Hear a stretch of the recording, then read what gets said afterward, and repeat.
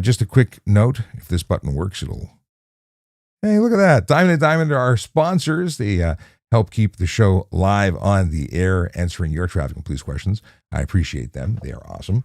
There are a lot of people who work to keep the show going, and they are awesome too. Oh, Instagram's now working. It's cool. All right, going live here. I had to press a button to trigger it. If you're watching, hey, welcome. My name is Sean Shapiro. I'm a former cop who talks about traffic safety, traffic law, and police stuff. And hopefully we're not laggy, but we're going to see what's happening. Switching mice to the other one. If you've got questions about traffic safety, traffic law, and police stuff, you're in the right place because that's what we talk about. It's kind of my thing. I'm a guy who cares about that stuff. And let's get into some TikTok comments. If you're on another platform, please say hey, and we'll make sure we see. I saw Liz who came in and said hello from YouTube. She may not be here because I shut down the stream and brought it back, but we'll see. We shall see. I need some agua. All right. Gabriel says it's a lot better now. Hopefully, I don't know if that was when I first turned it off. Okay, so Jarvis came in with a hello. Moses joined. That's a pretty highfalutin name there. T says it joined. Lunar Field said hello. Brandon, hello. Lenore, how are you doing? Moses says, as long as everyone is filming everyone else, justice will be served. I don't know. I didn't need a camera running on me to keep me honest. I was honest from the get-go. But hey, that's just me. What do we got here? We got Pokey, who says, happy hump day. Boost Lord says, so you're retired from organized crime now. Oh, this is an anti-police person. Yeah, I got no time for you. Sorry. The allegation that police are bad and against everybody and are the criminals when it's so incorrect. But obviously you've had some bad stuff happen to you. Maybe you got caught doing something stupid and someone held you accountable and now you're all pissy because someone gave you a ticket or arrested your dad. If you don't break the law, you don't get into trouble. It's how it works. Yeah, I know it's funny. What can I say? Let's see. Dirty Fail. That's their name. He says he's a MAGA boy. Okay. Let's see here. Okay. North Spectre says, what is the charge after getting into fender bender while driving with a learner's permit alone? The fender bender is the fender bender, and you can get charged for whatever you did in that fender bender. But driving as a G1 driver unaccompanied, the charge is G1 drive unaccompanied because you need to have a qualified supervisor who has 4 years experience. If you don't have that, it's the charge. It's a $110 fine. It also comes with a 30-day suspension on conviction for your first offense. Second offense, 90-day suspension. Third time, you get kicked out of the program. Start again. Joe King, what's going on, my friend? Long time no see. One of my funniest arrests was of a chap who was very, very drunk. And I pulled him over, and at first he stopped his car, got out, started walking towards me, and turned around, got back in the car, and proceeded to take me on the slowest police chase I've ever been involved in. And it then went down 2 or 3 levels of an underground parking lot where he took 125 turns to park in his parking spot, which was great because it allowed me to block him in and then arrest him as soon as I get out of the car. But he told me I couldn't arrest him because I was on private property. And I'm like, but you're under arrest. He goes, but I'm on private property. He was really, really toasted. That's one of my favorites. Bean says, how much the channel you were on before this stuff? Huh? Not sure what you mean, Bean. How much of? I really don't know what you mean. Do you mean like the Toronto Police channel that I used to run when I was a member of the Toronto Police? Try me again. Rephrase. JM says, I used to steal 5-cent candy and hot dogs from the Max beside my junior high. You were taking the gummy Cokes and sour things. Is that what you're saying? I'm glad that you're here to confess. By the way, if you're interested in joining me live, we did this. We had people join the live. I did a little impromptu test of the software, and I can actually host people in the room, even though I'm streaming the way I'm streaming. So it's a pretty cool. I like it. Let's see here. Oh, I still have Liz's comment on there with the hello again. KMS says, "Aren't you married?" Oh, you're going insane. I am married to a wonderful woman, and we have kids. And it's not something that you do that it doesn't work with a young man. Weird, but yeah, I don't know where you're going. Liz says, "What are your thoughts on what is this?" What are your thoughts on alternative uses of high beams and four-way flashers? For instance, a driver wanting to merge at night might high beam them to get ahead. They might tap their four ways to thank me. I don't have a problem with people who tap their hazards for a second to get their attention, flash the lights to say, hey, acknowledging somebody else. It's communication. It's useful. It's generally for safety or goodwill, just making people feel a little bit better. For that, I appreciate it. If you're doing it to blind somebody, no bueno. That's a different story. Okay. What do we got here? Stand by. Baby Yaga wants me to answer their previous question. However, it appears that your previous question was filtered by TikTok because I don't see it. Good evening from cold Florida. Hope you all had a fantastic day. Fun fact, below 7 degrees, I can't drive any of my cars as they have summer-only tires. Did they just turn to stone, your tires? Because interesting, but I hope Florida gets warmer, like soon. Let's keep going here. Someone wants to know about the sentence for murder. Why do you want to know about red rum? So if a driver causes a fatal collision at night and the other driver dies, how would he be charged? Could be careless driving cause death. Could be dangerous driving cause death. Depends on the charges. Depends on which way they choose to go. What do you got here? Gabriel says, another Toronto cop said you can get a ticket or pulled over for going past a yellow light. That is correct. A yellow light means stop. If you fail to stop for an amber signal, a yellow light, you have broken the law because you're supposed to stop for it. Because yellow light means stop, unless it's unsafe to do so, at which point you can proceed with caution because you have no other choice. So if it goes yellow as you're entering it, you pass the point of no return, you're expected to continue through because locking up your vehicle and causing a collision is bad. But if you are approaching a stale yellow, one that has turned and is obviously going to be red any second, you're supposed to stop. And failing to do so is an offense, similar to that of running a red light. Sada says, reporting theft under 5K from vehicle online with uploading video, what happens after that? So if you report theft, if you're making a report through the portal with the Toronto Police, not sure. It would be routed to the local division for further contact, I imagine. Yeah, I've not been involved with that side of it. Theft of vehicle. It would still be a divisional or squad assigned thing. It wouldn't be a traffic services thing. I wouldn't have seen it. But I assume they assign it to the local division for follow-up. Beyond that, I don't know. Wea says, I sound like Zahir from The Legend of Korra. And of course, that means I now need to go find out what that is. Can I find a soundbite? Legend of Korra? Hang on a second. One moment. What is it? Zahir. Legend of Korra. Assuming they spelled it right. Well, I don't look like him. Zahir's an airbender? Is this, am I looking at the right thing here? Where's audio?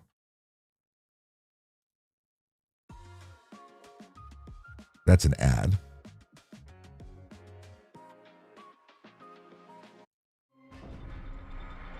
I'm watching it. You can hear. I hope you can hear it. Can you hear it? So far, it's sound effects.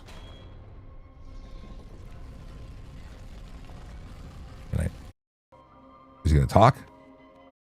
The great airbending guru Lahima. What? Guru Lahima lived 4,000 years ago in the northern. I don't know if I sound like him. That's interesting. Okay. Okay, stand by. Let's go back to where we were.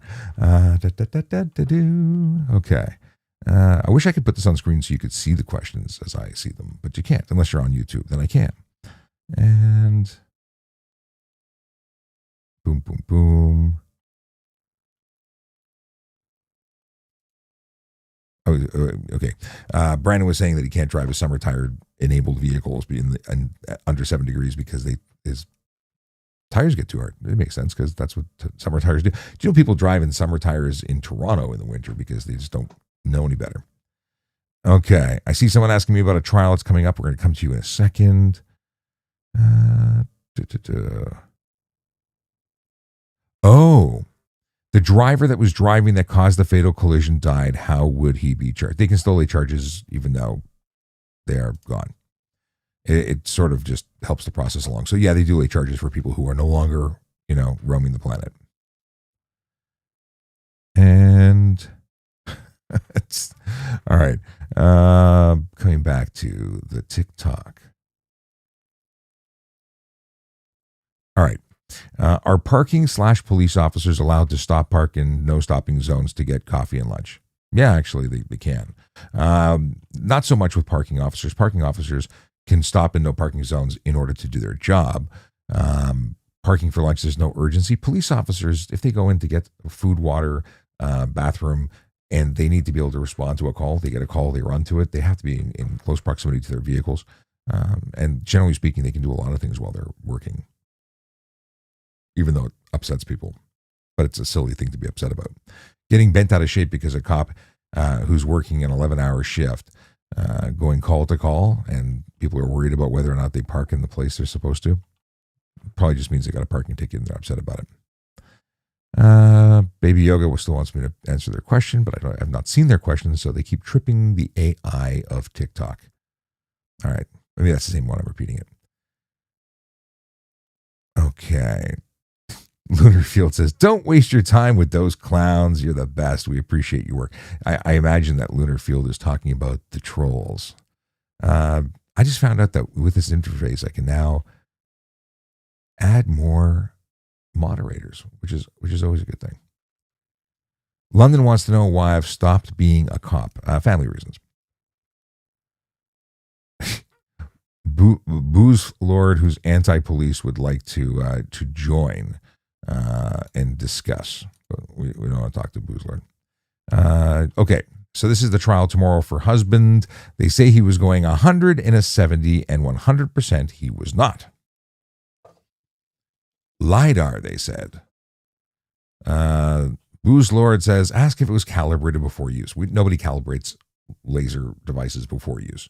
They must be calibrated by the manufacturer. They must be tested and ensured they're working before use. They're tested before and after utilization, taking it on the road. You can certainly ask if they tested it, but it wouldn't be calibration. So Boost Lord, or whatever the name is incorrect. If you ask that, they'll just tell you that police don't calibrate them because they don't, and that's okay. Let's see here. It's 15 over. Oh, 15 over is what the prosecutor offered. Should I take the 15 over? We never had a ticket in our life. We are 50. Okay, so let's get back to what you can ask. You can so if you go to trial and you insist that you were not speeding, and that is entirely, if you weren't speeding, you weren't speeding. You can ask the officer to testify, because they'll testify in their evidence in chief. At which point they're going to say, I was set up on this street, I was facing this direction, I had my device, which I tested before and after my enforcement began. It was working as per regulations and manufacturer specifications in the manual, and I'm trained and qualified and all that jazz. When they then say, I saw a vehicle approaching, it appeared to be going above the posted speed limit. I used my my laser speed measurement device to confirm my belief that they were going X number of kilometers. In fact, they were going faster than I thought. That's what's going to happen in court. What are you going to say? I wasn't speeding. How are you going to articulate that you weren't speeding? I wasn't speeding. I don't speed. What else can you say? I looked at my speedometer. I know I wasn't speeding. Is it possible that they got you 20 meters, 100 meters, 400 meters farther away before you saw them? Because these things work at a great distance. It's possible you were speeding where they saw you, and as you approached, you may have slowed down. So I don't know. Obviously, I wasn't in the car with you and your husband. but it's possible that you were speeding because generally speaking, these are very accurate measuring devices. But you can also talk about the distance to the road, the angle for which they were set up. But usually that changes things in the other way. Anyway, if they offer you 15 over, you're talking about points with 170 versus 15 over and no points. If you really believe you were not guilty, take it and go for it. Take it to trial, let them testify and ask questions about it. But just that one thing that Boost Lord said would help you wouldn't help. Thanks for the follow. Somebody followed and I didn't catch their name before they disappeared off my screen. Yeah, make it bigger so I can see the names. Okay. Let's get back to it. By the way, my name is Sean Shapiro, former police officer, talking about traffic safety, traffic law, and police stuff. And if you've got questions, I got answers. We'll talk about it. And if you're someone who wants to jump in and chat live, by all means, we'll bring you on here live. We can have a conversation. Oh, lots of new users, lots of new followers. Thanks for the follows, guys. And gals and people and stuff. Wicked says, step number 2, check notes and make sure nothing is missing as part of the elements of the offense. This is Wicked making suggestions as to what you can do. Well, obviously, if you have a trial, have you received disclosure yet? You're entitled to disclosure. If you've not, if you didn't know you were entitled to disclosure, you can go to trial and say, I'd like disclosure because I have no idea what the case is against me. I haven't seen the evidence. I haven't seen the officer's notes. You don't go to court and expect to get that in court. You apply for that in advance. Now, it might be that you don't want to take another day off work. You've already booked it. It's done. That in that case, you may want to just ask for a recess, read the notes, and go forward. But if you read the notes and you want time to get professional legal advice, then you need to put it over to another day, which could be costly for you because you have to come back to court. Mike says, someone's upset that I might be getting money from having worked a career. Sounds like they don't like the idea of pensions. Anyone can have one. It's called contributing to a savings account that's invested on your behalf. Anyway, this is 27,926. They say, hello, Sean, not a traffic related, but I am trying to apply for auxiliary unit. Any advice? The auxiliary police is a fantastic way to volunteer. If you're looking for an amazing volunteer opportunity, as they are, I wholly endorse the auxiliary program, regardless of what police service you're applying to. I was an auxiliary officer first. There was a hiring freeze. I couldn't be hired as a police officer. I applied to the auxiliary. I had a great time. I did auxiliary for 12 years. Even after I became a paid member as a court officer, a special constable, I continued to volunteer as an auxiliary because it's so rewarding. It's a great way to be involved in your community, to give back. And I think that if you're looking for something that's interesting to an interesting way to do it, like it's the front seat to everything police without giving up your 9 to 5, without changing your life, without writing copious reports. You dip your toe in the water and see if policing's for you, or just enjoy it. Like I had a good friend, Tim, who sadly passed away last year, and I think he was 34 years as an auxiliary. Loved it. That was his hobby. Didn't have kids. He and his wife worked for the service, or works for the service, likely still today, and he volunteered and loved it. So it's a great way to go. It's just a matter of what you like. Okay, let's see here.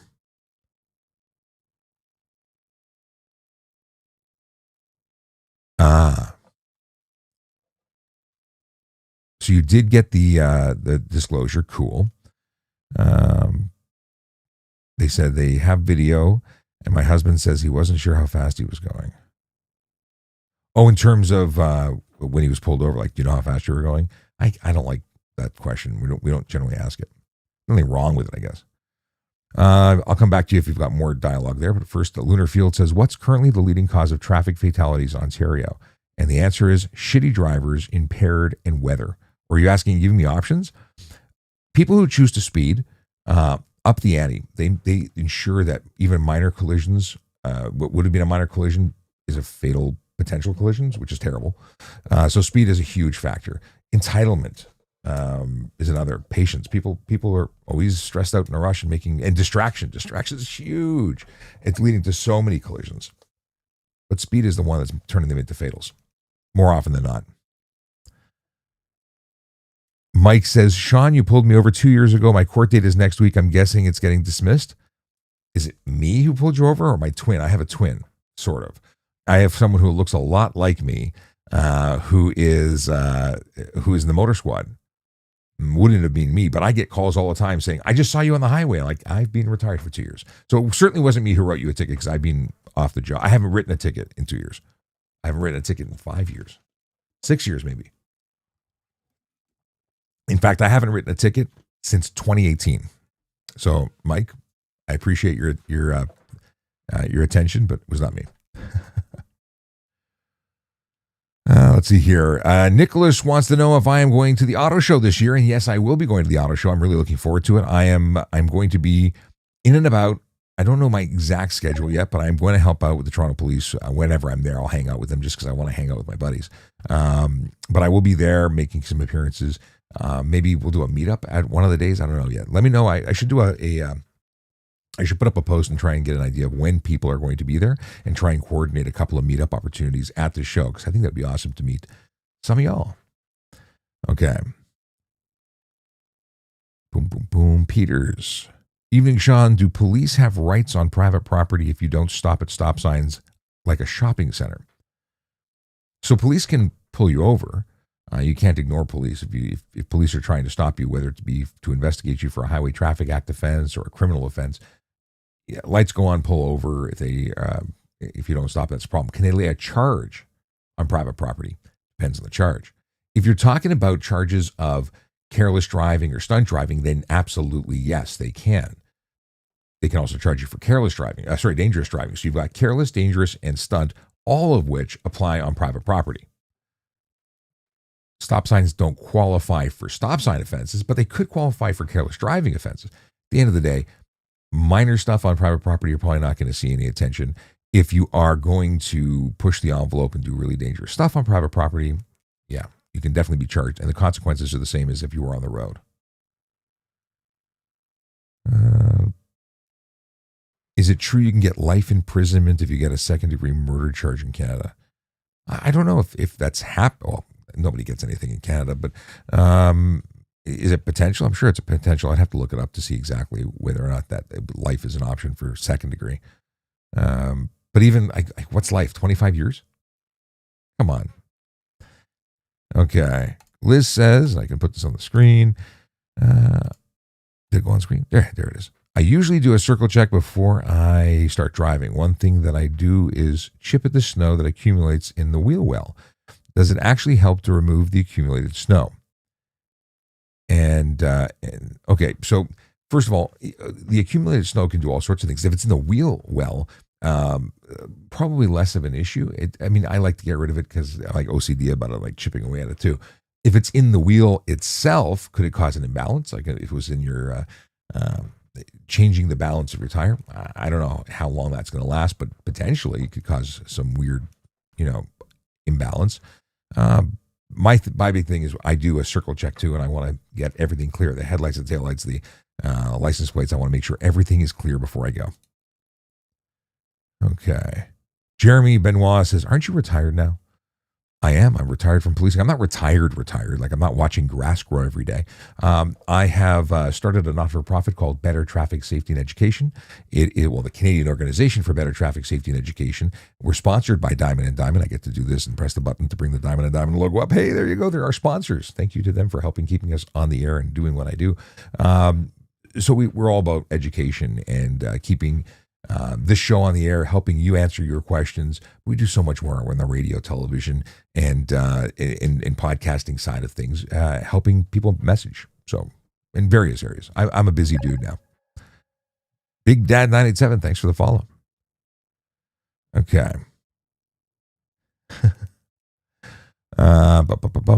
Okay. Mike, something that Mike was asking earlier, thinking that I may have given him a ticket 2 years ago, wants to know if the officer needs to show up in order for the ticket to go through. And here's an interesting thing. If it was in Toronto, they'd probably dismiss it if the officer didn't show up. But if you're in Durham or York Region, they will proceed based on the face of the ticket. A lot of people talking about it in the media. A lot of people in the industry who don't like the idea of the courts proceeding simply on the ticket face. So what do you think? What do you think? Do you think that the officer should have to show up, or do you think that it's not necessary, that we should just be able to go by the paperwork filed?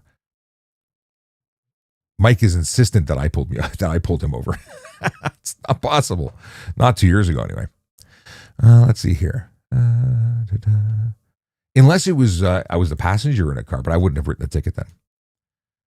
Okay. Anyway. Boom, boom, boom. What do we got here?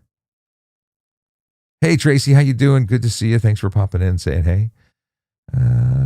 We got, why don't driving tests include a colorblind test? 8 out of 10 men aren't they? I don't know the percentage of people who are colorblind, nor do I think that color blindness on its face is enough reason for someone not to drive. You know the placement of a green and a red light, red being the middle, right? Red is on the top, yellow in the middle, green is on the bottom. Thus, if you, based on orientation of the light, you know which one's which.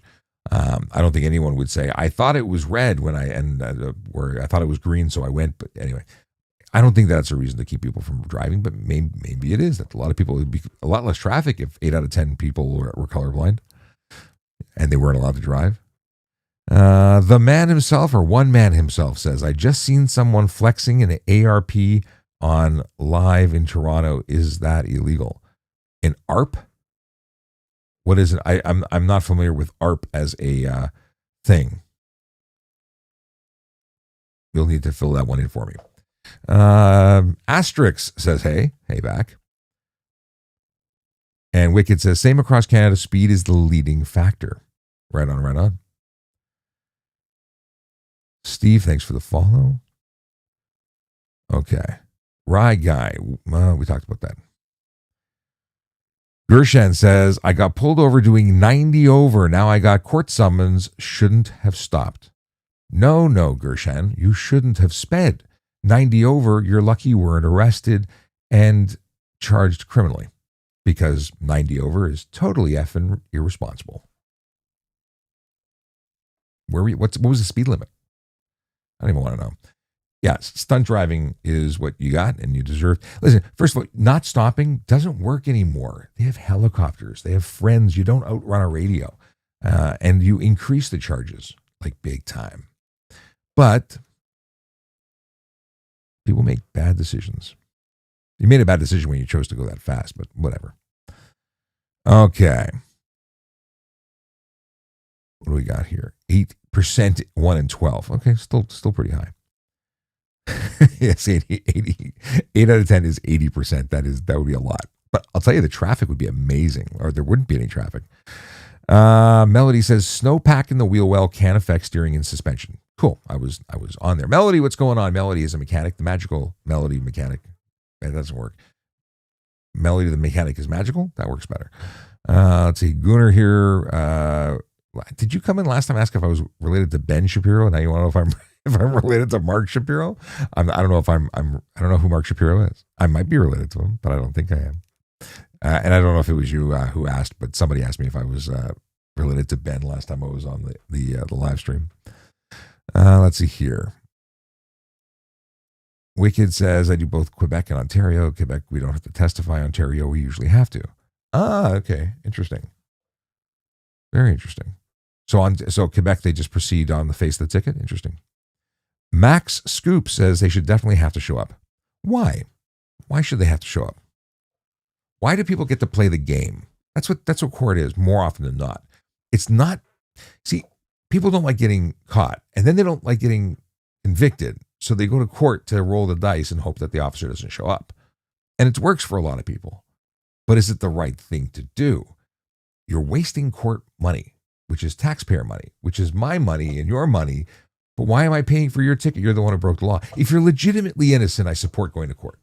But how often are people legitimately innocent when it comes to traffic offenses? Police are not writing tickets to innocent people. Do they make mistakes on occasion? Are you just hoping to catch a mistake to get off so you're not responsible? I think so.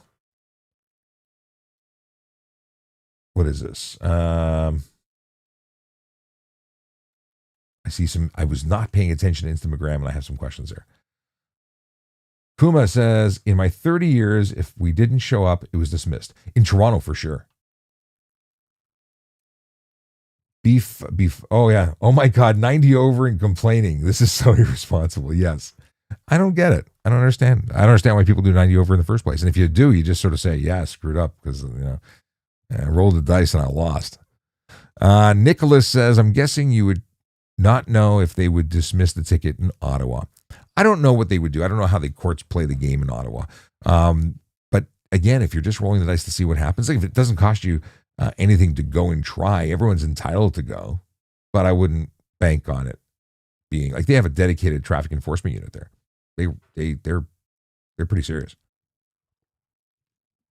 They're also paid to attend court. They're also obligated to attend court. They have to, unless they're excused by sickness or other more pressing responsibility that they're required on the road for some major event. Okay. Oh, Brandon's going to be in town for the auto show. Awesome. Well, then definitely I know who I'm having lunch with at least one day. We've been talking about having lunch for like a year. But we're going to do it if you're going to be at the auto show. What is an example of dangerous driving versus careless driving? Careless driving is less serious. It is something that is careless. It's not the intent. It's not something you know is dangerous to do. It's something that is a combination of things that is dangerous or unsafe and generally considered careless. I mean, I don't know how to describe it any better. One has the intent. I'm going to do something so dumb and so dangerous. And I know it's dangerous because you have to know it's dangerous, but I'm going to do it anyway. Like Dum Dum who did 90 over. That is something where criminal dangerous driving charges could be laid. 100%. Careless driving could be at a much lower speed. And it might be, drinking water while going 10 or 20 over and trying to pass someone. The combination of events is careless. The average person wouldn't do that. But it wasn't criminally negligent or criminally intentional. I don't know. This is the worst description ever. But I hope you're picking up what I'm putting down. I hope. It's a lot of it has to do with the level the average person would be doing. All right. Jay wants to know if Ontario has a no chase law for motorcycles. It's generally considered policy whether you chase or not. I don't think there's a law that says thou shalt not chase a certain type of vehicle, and it all depends. What's at risk? What are they doing? Do they have the codes to the football? That's an American reference. I don't think we have a football. Do we even have a soccer ball? I don't think so. I made myself laugh a little bit, but it wasn't that funny. Okay, I was more enthused than I thought. The deal is if there was a life at risk, like you had to get that person because they had a child in their arms and they were running on a motorcycle, changes the dynamics of it. That's a really bad example because you're still putting the kid into. Generally speaking, it's not worth the squeeze. The juice ain't worth the squeeze because what's going to happen is someone's going to get seriously hurt, and it's probably going to be the person you're chasing, and then the police are going to eat it. They're going to be responsible or sued or be thought of negatively. So generally speaking, we take the priority, the risk to public safety as a priority, and we don't chase a lot of the vehicles that should be chased. In the States, I love it. They chase them till they crash them. People don't leave. They roll them 6 times. They go right to the morgue. Interesting, different way of doing things. Very final. We don't do a lot of pit maneuvers and crashing people off the road. I'm shocked at what some of the American services do. But it works once. Then there's, I don't know how it works there. It's just amazing to me. Anyway, here we tend not to chase unless we absolutely have to. We are sooner going to figure out who it is, where they live, and go meet them at their house, if we can. It's just not worth it. It's not worth it to take someone's life for speeding, minor offense. But if it was, again, something really major, maybe. Never say never. Don't run assuming they won't be chasing you. That's probably a good way to go. Okay. Nicholas says, one way to never get pulled over is to buy a better car that is slow and you won't get pulled over. Buy a better car like what? Like buy something luxurious that's comfortable, that you enjoy being in, so you're not trying to outrun anybody or you just look good going slow. I don't know.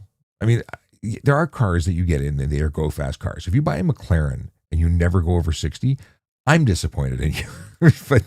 but at the same time, it's a dumb car because why are you buying that car to drive it? Like, it doesn't make sense for city driving. I don't understand it. I think it's a dumb car. And I don't think I'd fit inside of it. So that's probably why I'm so anti McLaren. Mind you, I've seen some pretty terrible wrecks involving beautiful cars. And it is a beautiful car. Canadian flag, because you have no icon or other text, wants to know, former, since when? Since 2024, September 2024 is when I left. Well, end of August. User Lots of Numbers says, I got say, you are so pleasant and great voice. Thank you very much. OK wants to know why I retired, and the answer is family. Oh.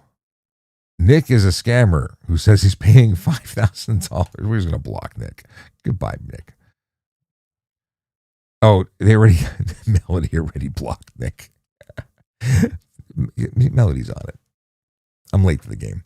Johnny McInnes says, does heavy equipment, X-loaders, backhoes, need anything to legally drive on the road? Well, first of all, they need a slow-moving triangle business, or the triangle that says it's a slow-moving vehicle. Now, in terms of how it's insured, it's not insured for the road. Those are implements of husbandry or road building equipment when they're used as such. They can't just drive around. They're not legal for the road. They do a lot of things, but they're like, if they're working on something directly on the road, they have a permit to be there. There's reasons they need to be there. But generally speaking, they're not drivable on the road. I remember in the town I grew up in, just north of Toronto, there was a guy who drove a tractor to the mall every day. He had no license, and he had some medical condition. It was the thing. He did it. I don't think it was legal. Wicked says, I'm in Ottawa. We are to show up. Otherwise, they're tossed in general. Good to know. That's for tickets in the Ottawa area. XCK248. I forgot my license when I if I forgot my license when I drive, is it true I can go to a station and show it within 24 to 48 hours? That was the thing when I was a kid, before computers, because the ticket was in the station and they could hold off on processing it to give you a chance. They also didn't have the same computer system to be able to instantaneously validate whether or not you were licensed. Maybe in small towns they have a policy for that. They do not do that in Toronto. You are ticketed at the moment because you committed the offense at the moment. So you get a ticket when it happens, not a day later. And it doesn't get undone just because you had it at home, because we can verify in the car that you have it. You just didn't have it with you, and you're required by law to surrender it upon demand of a police officer for reasonable inspection. So you don't get a chance later.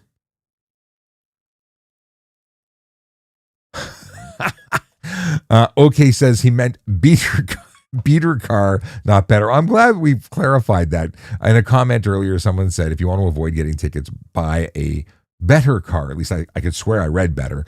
And I've been corrected. It's beater, not better. By the way, if you're watching on TikTok, can you tap the screen till your fingers go numb? Send some likes this way. Get some more people into the party. Get some more interesting questions. Not that these aren't interesting, just, but more people, more opportunity for different questions. And please like, follow, share, regardless of the platform. We're currently on a number of platforms. I'm broadcasting horizontally and vertically. I'm actually sending vertical and horizontal images to YouTube, which is kind of cool. That's new. I'm sending vertical video to TikTok and Instagram and Twitch and Kick and Rumble. Like I'm trying to give every platform what they need to be happy. This is interesting. Wicked brought up something I've never heard of. We're going to come back to that in a second. I just want to roll back. I don't want to skip anything, so I'll never find it again. Okay. I'm making sure I don't miss anything. What do we got here? What does escalating sanctions mean under vehicle impound section 55.2? So novice escalating sanctions, but under vehicle impound? Hang on. Because the novice escalating sanctions generally refers to the fact that you have 30-day suspension the first time you have an offense with 4 points or more, 90-day suspension the second time, third time you get kicked out of the learner's permit process or the G1, G2 process, or young persons too. But in terms of vehicle impound, I don't think there's any relatable connection. Let me see.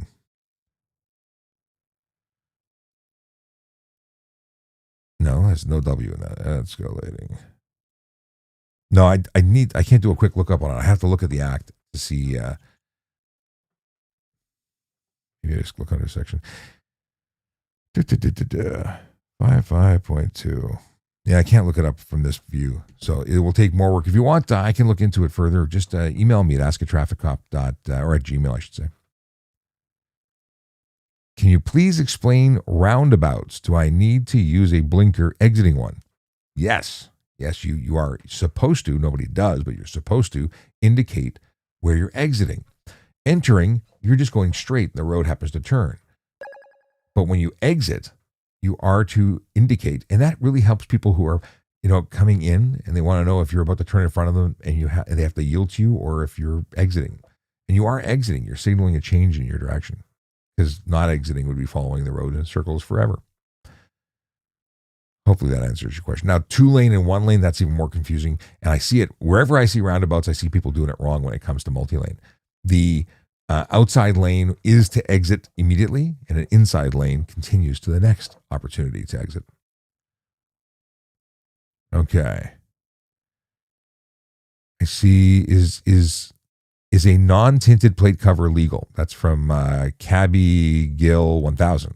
And Wicked already answered in the chat, but I'll tell everybody else who's not reading the chat that it's not legal to cover your plate in any way, shape, or form. No license plate cover, no license plate frame, no reflective, no tinted, no neon, no color, like nothing. Bare plate is the only way that's legal. License plate frames from your friendly neighborhood dealership that sold you a car and wants to advertise for free forever on your vehicle, not legal. They don't care though. It's not legal. Does Ontario, we talked about that. That's so funny with the beater car versus better car. I see beater. It's BETER. That's why I thought it was better. I figured they were missing a T, not an A. But whatever.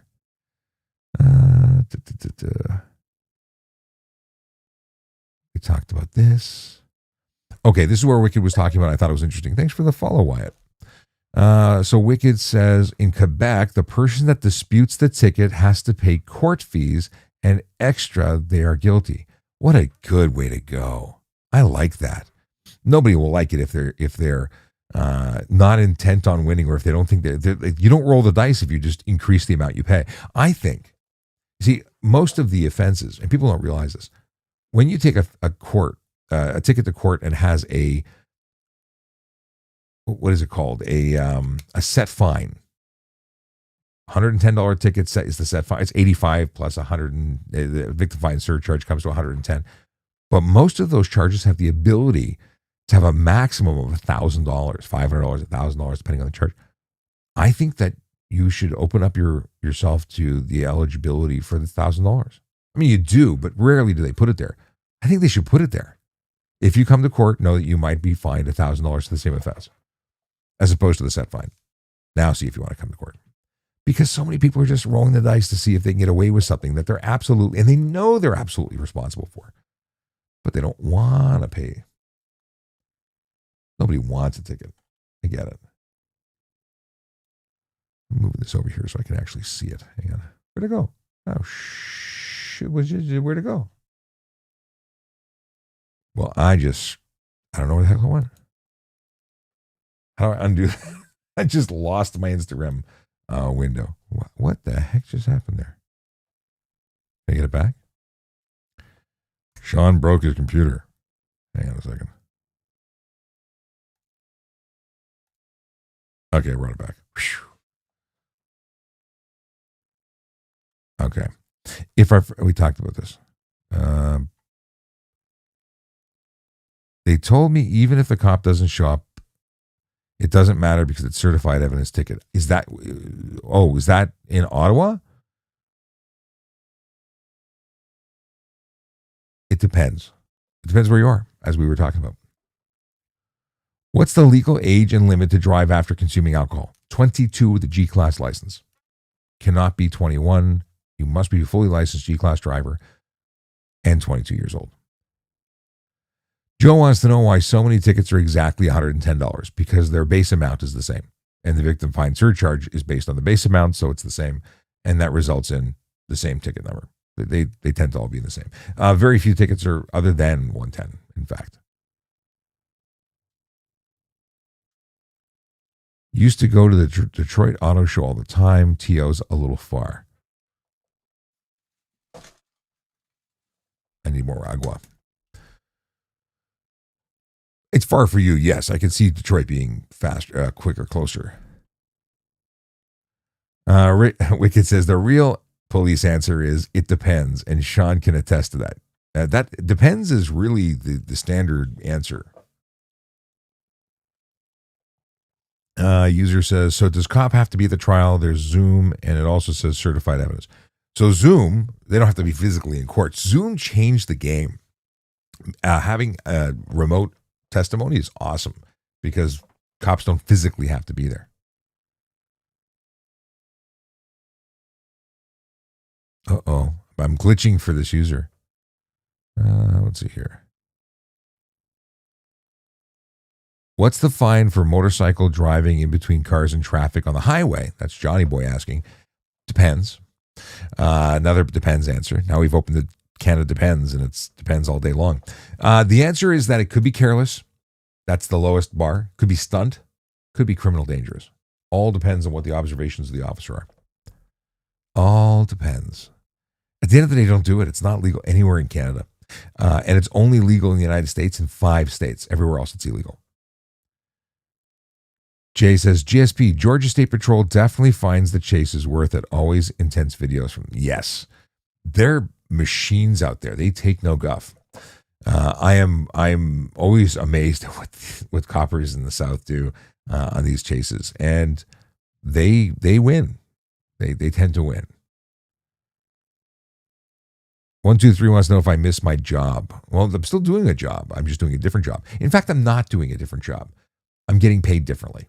I'm investing my own time and energy because I want to do this as opposed to doing it for a paycheck. I mean, I was always doing it because I wanted to help people, but the difference is that it's not because the Toronto police told me to do it. In fact, they never really told me to do it. I was just doing it. But I do miss being there and having access to my friends and my police family. It was very much a huge part of my life. I still do this because I enjoy doing it. Maybe Jonathan says, is it possible to get a tour of TSV to look at the cool cars and learn more about policing and stuff? You could probably reach out to them and try and coordinate something. They're not tough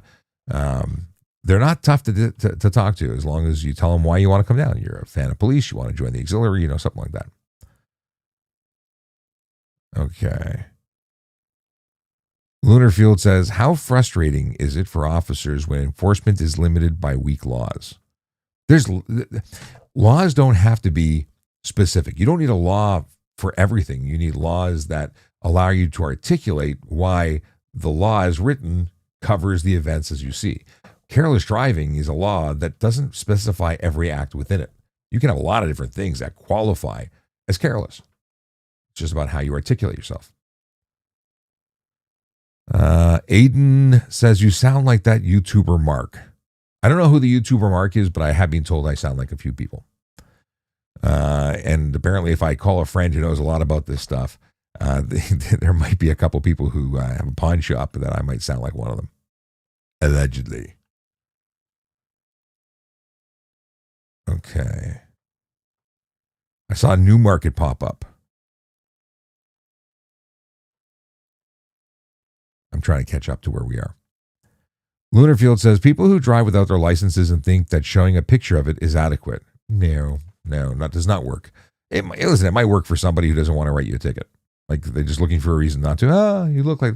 The fact is, we know who you are. Like we get a picture of you too. So if you give us enough information, we can figure it out. It doesn't mean that you deserve a break. You broke the law. You didn't do the right thing. You could get a warning, but you could get a ticket. La Cowboy wants to know what the law is about snow on the roof of a semi-truck trailer in Ontario. See a lot with more than 12 inches. There's no specific law that says thou shalt not drive with roof snow. There is technology there for truck drivers and trucking companies who care about safety, and they want to make sure that those trucks are clear before they enter the road.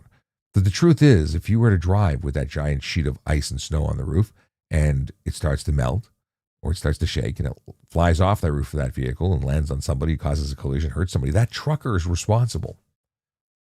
You can be charged. It's insecure load. It's unsafe. Could be careless driving. It's not careless driving, but I would go by way of insecure load. Maybe it's careless driving. Can I swing that into careless? They knew there was snow. They looked at the snow. It's undeniable. There's 12 inches of snow. They chose to drive anyway. Ooh, could it be dangerous? I don't know. I don't think it would hold up. But could you lay the charge? Sure, it becomes a triable thing. Michi wants to know if I know what 300 blackout is. Yes. Yes, I do. Why do you want to know? Or why do you? This is the test to know if I know about firearms.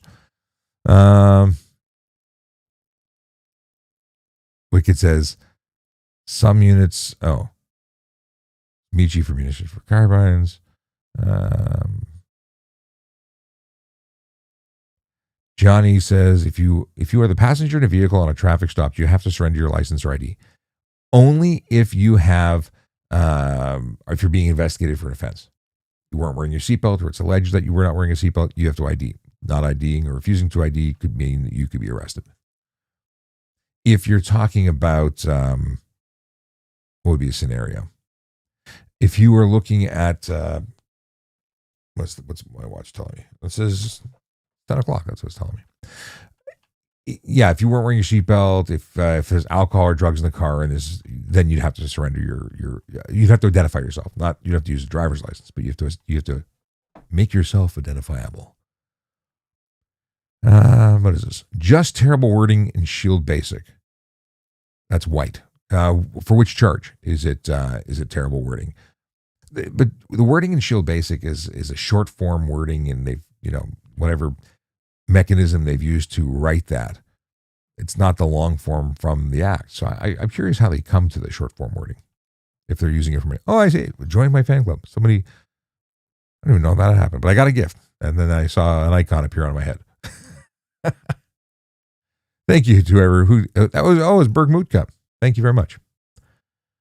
Any monies that come in from the live stream goes to the Canadian Organization for Better Traffic Safety and Education, which is a not-for-profit. And we're trying to do good things with it.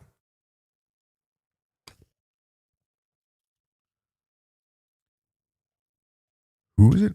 I don't know who that is. Okay. KB44, thank you. Lando, I don't know what the Braille you typed in means. I cannot decode Braille. Maybe I need to.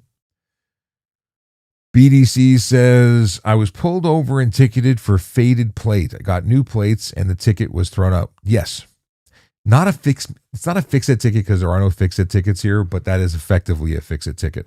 If we don't lay the charge, if police just say, here's a warning, inevitably, nobody does anything. They just keep driving and they hope for another warning. If you get a ticket and someone tells you, probably if you fix it, they'll withdraw it, it encourages you to do the right thing and fix it. Johnny Boy says, what's the charge and fine for driving a motorcycle? We talked about that. You asked it twice because I guess it took a while until I read it the first time, but yeah. BDC says, the officer showed up to court with plate covers on the front and back of their personal vehicle. Was that the charge? Oh, that's gross. I have no, how do I say this nicely? I don't think cops should get any free pass for plate covers or tinted windows. A lot of people say they need to be anonymous. No, they don't. Don't do that. Canadian Bacon, how you doing? I thought this was too late for you to be up. Canadian Bacon said, that they run on mom time, and it was 10 o'clock last time, so it's 10 o'clock now. Canadian bacon, if it's the same Canadian bacon, and I hope it is a Canadian who's been living in America for about a year and a half. I think that's what you say in your videos. And I've been really enjoying all of your videos. Great content. You should follow them. Okay. The officer showed up there. Country Chaos wants to know what happens if you're riding a horse drunk. In Canada, not a whole lot. I mean, you can get public intoxication, possibly putting in a cruelty to animal kind of situation. There's a potential inroad for that, but it's not against the law. But in Canada, there's no impaired horseback riding charge, but it is against the law in some states. In fact, about 25 states. I looked it up.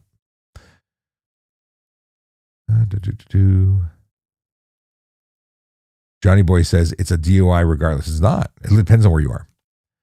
And in the States, it's different state to state. That charge is not global. Criminal offenses aren't global across the United States. They're state charged. Even red rum is a state charge, which is wild. But mail fraud, that's federal.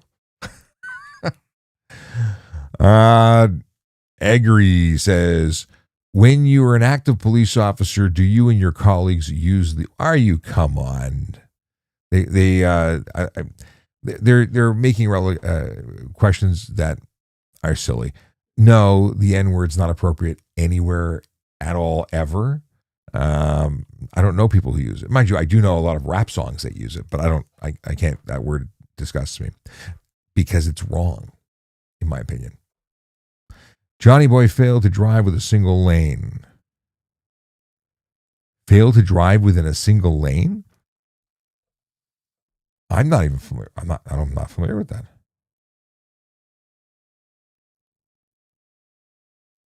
You made my brain derail. 154.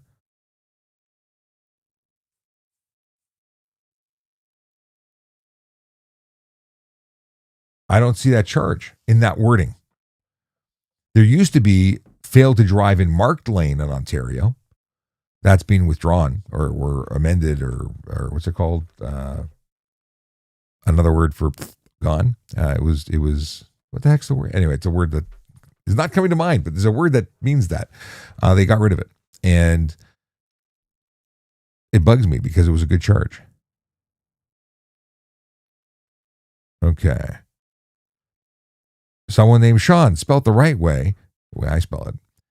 They said, are there dirty cops in Ontario? Not just a question, because I know there is. So you're making an allegation, but you're framing it as a question, but then you're saying it's not a question because it's an allegation. Your writing is, but I'm sure there's dirty everyone. There's dirty lawyers and dirty doctors and dirty accountants and there's dirty people because people are human and sometimes they slip through and get hired. And when they get hired in any career or any profession, they eventually get caught and then they get prosecuted, as they should, because there's no space for dirty anything. And I mean dirty being corrupt. And Johnny Boy, you're welcome. Maybe Jonathan says, thank you, Sean, for the advice. Connor A4 says, hey, Sean, are peace officers allowed to pull plates without probable cause? The plates belong to the province. Police officers on certain charges have the authority from within that charge. Like in the writing of that says seizure authority is granted. So it depends on when. One of those would be unsafe motor vehicle. If your vehicle is unsafe, they can pull the plates, send them back to the ministry, and then you can go apply for new plates. Yes, yeah. Pull plates is seize plates. The certified evidence thing, York Region, do it. No cop needed to show up at all. Yes. It's a very interesting concept. Connor says, like, run your plates in their system. No, you said pull plates. Pull plates is, okay, you're saying pull plates in terms of running a check on your plates? Yes, they can run plates on every vehicle they see. No cause needed. Just running them because we're checking to make sure it's licensed, owned, permitted for use on the road, and, just checking. Suspended drivers, any kind of alert. That's just the thing. But in terms of seizing the plates, you said, okay, so our terminology, your question and my answer were not aligned. So yeah, police can run plates. In fact, police are running plates all the time because ALPR, automatic license plate readers, are in operation across the province. Just driving around, your plates are getting recorded and checked against the database for wanted stuff and things. What was the age of the oldest recruit when they joined the police force? I don't know this is from Mo Christine Hickey. I don't know who the oldest person or the oldest recruit it was, but in my class, there was a 52-year-old in the class. Okay. Connor says, thanks for clearing that. They were thanking Wicked, who answered in the chat faster than I got to. But thank you for clearing that up. Cop followed me, then randomly pulled me over. Well, the thing is, you don't need to commit an offense under the Highway Traffic Act in order to be pulled over, because we can pull you over to check if your license is valid, your plates are well, it's license, that you're licensed, insured, and sober are the standard reasons, and that your car's safe. And then Connor says, plates didn't match because I just bought in the car. You had just purchased a car and the plates didn't match. That's a problem, because the only way you can use plates from another vehicle is if they are in unattached status, which means they had been removed from another vehicle, no longer affiliated with another vehicle, and then you put it on yours. I have a plow on my ATV and I live in town. Can I ride it? The answer is no. Well, it depends. Actually, I say it depends because some jurisdictions, some places allow permitted, like licensed ATVs to be on the road. Cities like Toronto do not. What is this?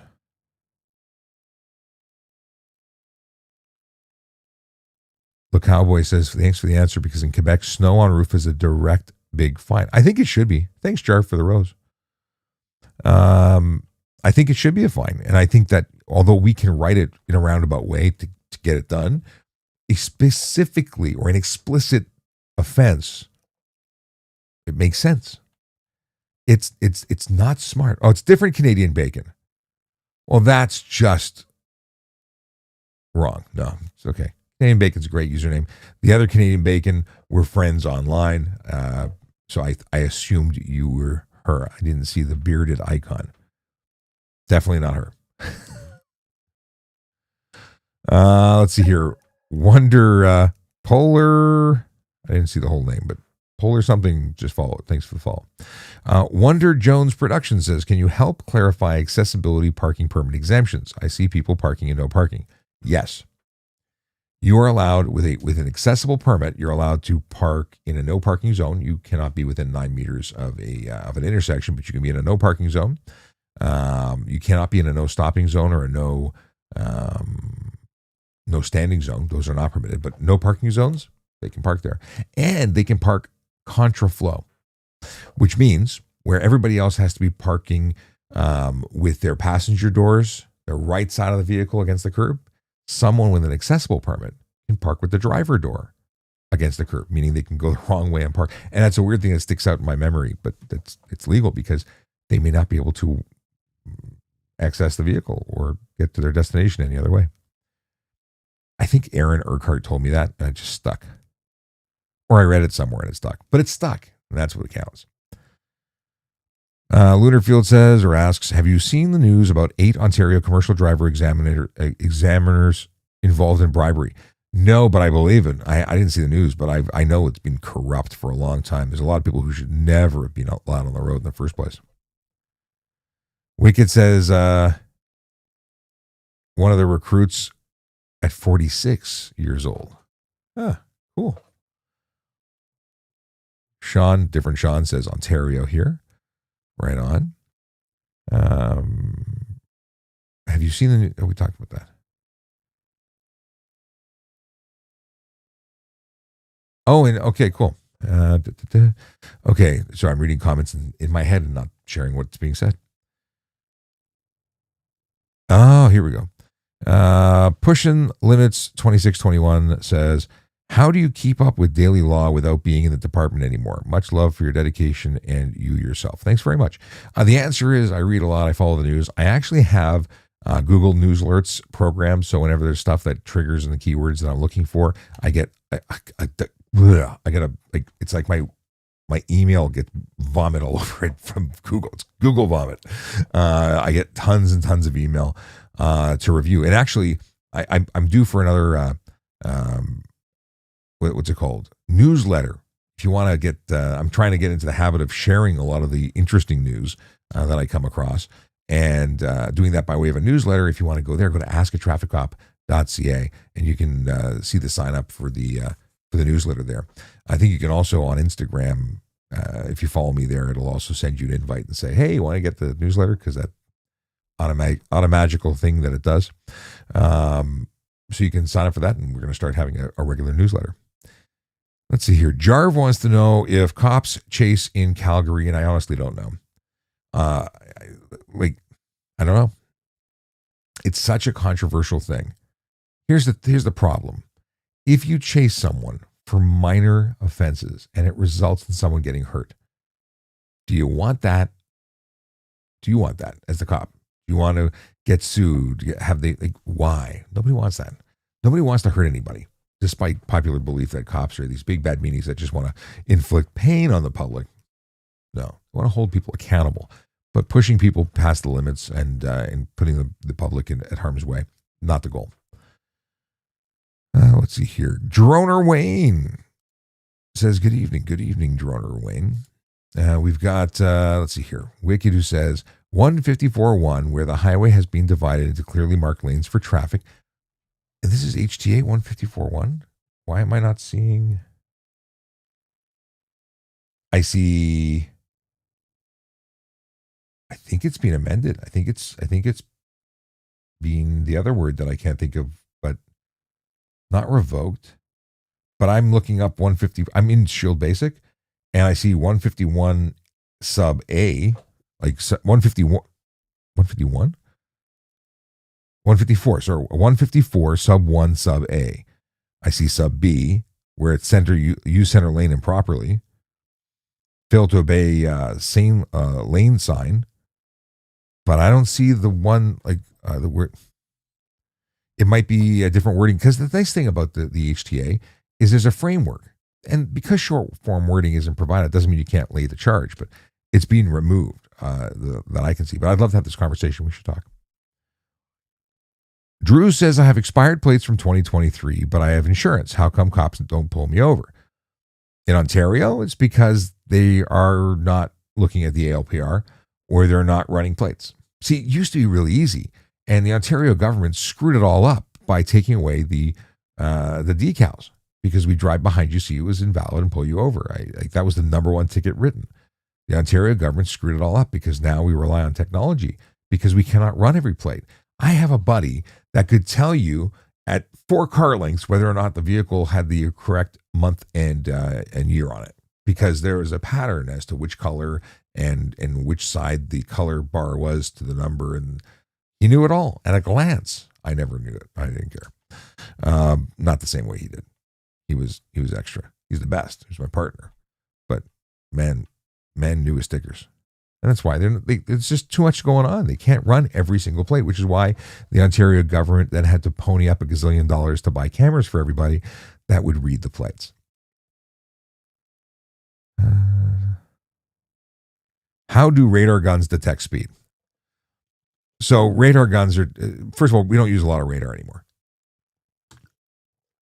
But effectively, a radar beam is transmitted. It is reflected off of the vehicle that is traveling or being targeted. And based on the amount of time it takes for that signal to return, it is capable of determining speed. And depending if it's a complicated device that calculates based on the movement of your vehicle for moving radar, or static radar, which are the simple guns. But nobody uses it anymore except for moving radar that's in vehicles. What they use is a LiDAR device, laser. And laser is much more fun and much less harmful to your innards while you're holding it. It transmits a light signal which bounces off a vehicle, which is very accurate because it's targeting a specific. The beam is actually hitting your vehicle. We can see it through the scope and bouncing back, and we can see based on the amount of time and the change in multiple readings, we can see how fast you're going. Because basically measuring distance. You're 1 meter away, you're 1.5 meters away, you're 3 meters away, you're 8 meters, and that difference in the calculation in split seconds calculates speed. But you can also use it for just measuring it. You can get for like $60 or $100, I think, on Amazon, a golf rangefinder that will do speed. It's the same technology, not as accurate. Maybe it's as accurate, not for court. Anyway, radar is a little different. You have to have a little more training to understand it because it's not just something you're pointing at. It's a much wider beam that covers more vehicles, and it becomes the largest and fastest vehicle that it's reading. It's more, but that's effectively what it is. It's got a transmitter and a receiver, effectively, and with laser, it's a lens that's emitting and receiving, and it's doing some math. Oh, actually, a much better example, a much better explanation, and it wasn't until I read Doppler effect from Wicked that, yes, Doppler effect, there's a, yes. I'm not going to try and teach that, but Doppler effect, I can't remember the discussion, but my explanation was more accurate for LiDAR than it was for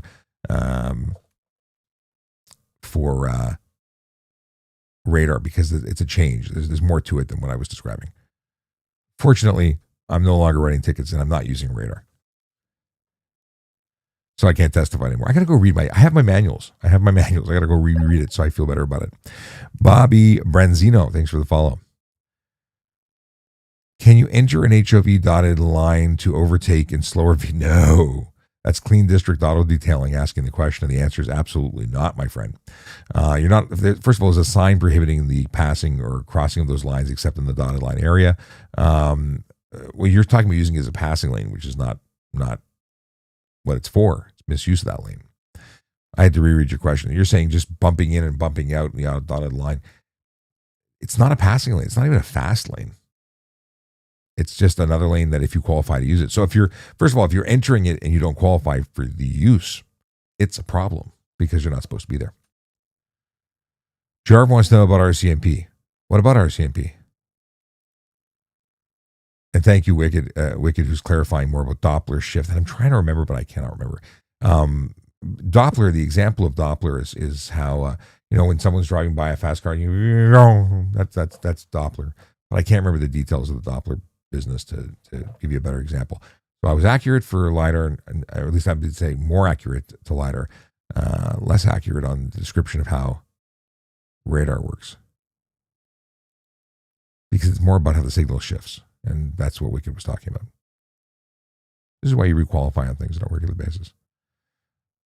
Free Marlow Chip. Big discussion on Facebook about people driving slow during winter snowfalls. Example, doing 60 and 100. That's what they're supposed to do. No one should be doing 100 in a snowfall. We talk about all these collisions. A friend of mine was talking about big multi-car collisions.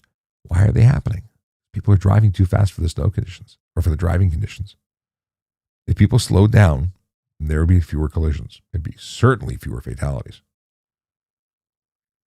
Lunarfield says, thanks, Sean, for the great info exchanges. Your lives are always fun and informative. Thank you so much, Lunar. Wonder Jones Production says, thanks so much. I think accessibility permits are not allowed during rush hour periods. Confusing. You see, during a rush hour period, it ceases to be a no parking zone and starts to become a no stopping, no standing zone. Ivan wants to know pathways to SWAT. SWAT is the Special Weapons and Tactics Team. I believe it's although many services call their tactical units SWAT. I think that originated at the LAPD, but we have an ETF, Emergency Tactical. What is it? The hell is it now? Oh, come on! I'm having a mental moment. What is it called? ETF.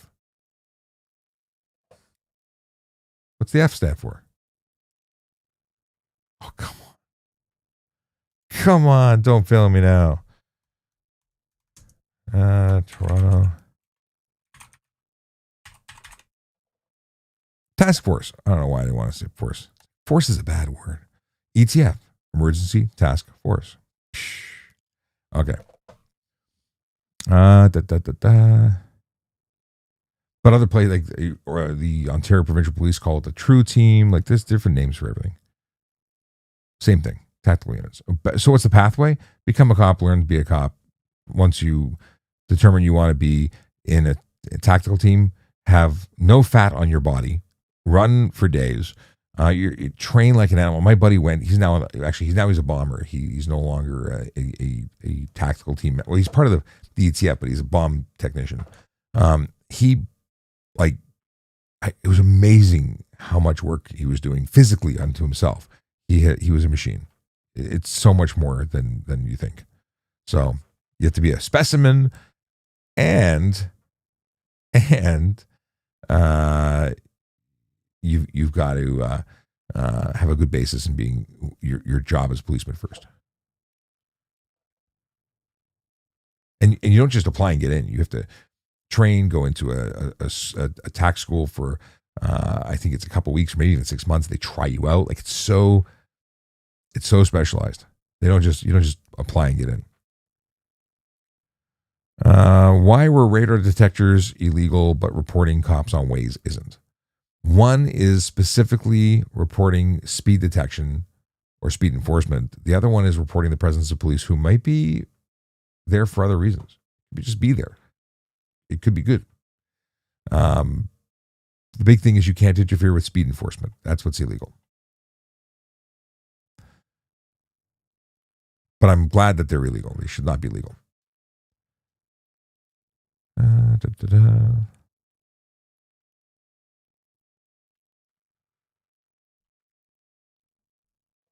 Oh, Clean District Auto Detailing says not speeding in the HOV lane, but just to get in front of cars that are going slower.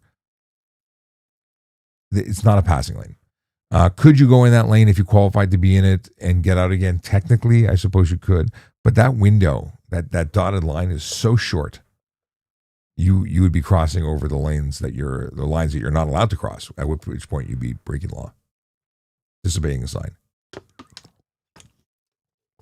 Okay. LiDAR is what they had us. LiDAR is what they had us for, and they stated 550 meters away. That's pretty much. That's really far. Now, this is what's going to court. You're going to court on the LiDAR ticket. At 550 meters, the questions you want to ask that officer are how wide is the beam at 550 meters? Because that beam gets wider, right? The farther away from the officer's device it goes. It gets to the point where it's reading beyond that of a single vehicle, right? Now I'm curious. I don't remember the calculation, so I'm going to look it up on the web.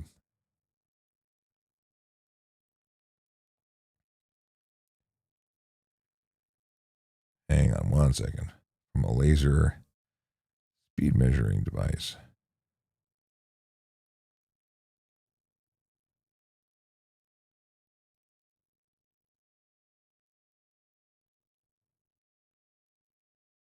I can't remember the math on it. I have to look it up, but I'm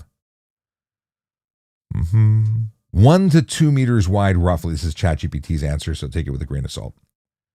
According to ChatGPT, at 550 meters from the laser speed measuring device, that would be 1 to 2 meters wide. Is it plausible? Is it possible? Could it be, maybe, that's wide enough that a vehicle beside you that could have been going faster than you could have given a speed that was not the speed that you were going? If you were the only car on the road, you're still cooked. If there was any other car on the road, maybe you got a chance. This is my good deed for the day. Go Jays wants to know why I left the Toronto Police Department. The Toronto Police Service. Their service. I left for family reasons. I'm needed at home. Stanley says, I live outskirts of Caledon, got a badges. I don't know what that is. Bagor says, hey. Wicked says it's called speed relative to conditions, guys. You need to adapt to the weather. 100%. Just if it rains, you should be doing 10 under the limit. The speed limit is based on ideal conditions.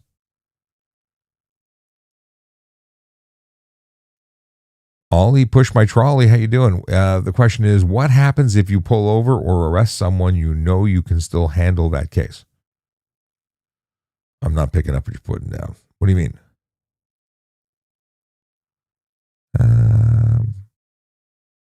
Matt wants to know if I'm retired. I left the police service. I retired from policing, but I am not retired. I don't just count, ceiling tiles.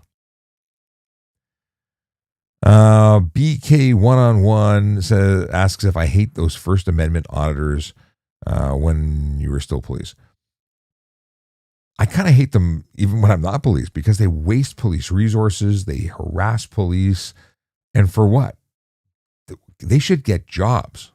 Some of them are just YouTubers trying to get views, but I don't hate them. I hate what they're doing. They're wasting time. Now, I have no problem if they're uncovering bad cops. If they're identifying bad cops, cops that are doing the wrong thing, criminal cops. I don't want criminal cops. I want them to be found out. But most of them are just wasting people's time and scaring people, especially the ones in the States that are walking around open carry with ARs going, I'm just, using my rights. And people are calling in because they're scared because there's a dude with a gun. And they're like, well, I'm allowed to do it. I'm like, good for you. Like, this is stupid. But people watch it and they get views for it, so they're going to keep doing it. Let's see here. 05 Iraqi says, did you work for the OPP or other? I worked for Toronto when I was a cop. Bagor says, hey, can I get a ticket if I forgot to bring the correct insurance pink slip? As long as it's a valid pink slip, it's a pink slip. You're showing proof of insurance. It may not be like I remember at the police callers, they said as long as they provide proof of insurance, even if it's not for that vehicle, they were saying they proved the card. You can't give them a ticket for the card. Okay, so that's a $65 ticket. I can still research and figure out if you have insurance for that car, because if you don't have insurance for the vehicle, it's an uninsured vehicle, then the owner or person responsible for that vehicle can still be charged for permitting it to be on the road. And you have 3 years as a police officer. You have 3 years to lay that charge. So you might get out of the $65 ticket for not having the pink slip. However, you may not avoid the $25,000, $5,000 to $25,000 fine if you don't have insurance on the vehicle. But if the vehicle is insured, any insurance slip should get you past that. And if you still got the ticket, you could probably get through in court. Cargo 1010 says, got my at-home interview tomorrow, and they're so pumped. Good luck to you. Yeah, that's awesome. What service? That's good to hear. Like, I'm glad things are going well for you. Let's see here. Winning. The other one is used for narrowing down the ETA. Not sure exactly where they're going, but it's funny. Do I have to roll down my window all the way when I'm pulled over, or can I just crack it a little bit? You need to be able to facilitate or allow for reasonable communication. An officer isn't going to talk to you through a slit. And why? Why wouldn't you? Why would you be just trying to instigate or escalate things? Just open the window. If there's a belief that there's something going on, then like that you're trying to hide something, you're just going to make the officer want to know more. And eventually they're going to probably pull you out of the car through the window that they smash. Depends on where it goes, but I've seen it happen. I don't know what they're talking about. Okay. Can I extend wheels on my car, and by how much? Can I also tilt the angles? You want to know about you want to change the angle which the tire hits the road. More than a very small percentage, which people do, more than a very small percentage would likely become illegal very quickly. And you just don't want that, because the vehicle is not meant, the tire is meant to be on the flat spot. You do this to the tire, you're now running on the edge, and it's not safe. So it's going to be an unsafe vehicle more likely than not. And extending the wheels, they have to be covered by fender or fender flare. So no, they can't protrude beyond that of the vehicle. Brett, thanks for the follow. Lizzie on TikTok, what was the question about the beam? Oh, the question was, they have a ticket for speeding. They were alleged to have been, or the husband was alleged to have been doing 100 and a 70. And the discussion was, what can they do to defend themselves or ask questions in court? Someone had suggested that they asked the question of when was the device calibrated? Well, officers don't calibrate these. They're calibrated at the manufacturer, and they're tested to ensure they're working properly. Tested before and after use. So when they later on mentioned that they were recorded, or the speed was recorded at 550 meters away, triggered a memory to say, hey, how far? You should ask the officer if they know the math on how wide the beam is at 550 meters. I didn't even remember. I had to look it up. But it's 1 to 2 meters as a guesstimate. And at that point, 1 to 2 meter wide beam, you're no longer a pinpoint of the license plate. You're now potentially covering more than the vehicle. And at the angle in which they're pointing at the road might be getting the vehicle beside them. And that's what you need. You need that potential oops where the officer can't answer it, and he might get off the ticket. But they're also adamant that they weren't speeding. So that, when you're absolutely not speeding, like if you know you're not speeding or committing an offense, those are the people that deserve to get off the ticket when they're wrongfully accused. If you're guilty, you're guilty. I don't want to help you get off the ticket. But if you're legitimately being charged for something that you didn't do, and that's it. Margs has some kind of fetish about headset dents. What's this? Tracy.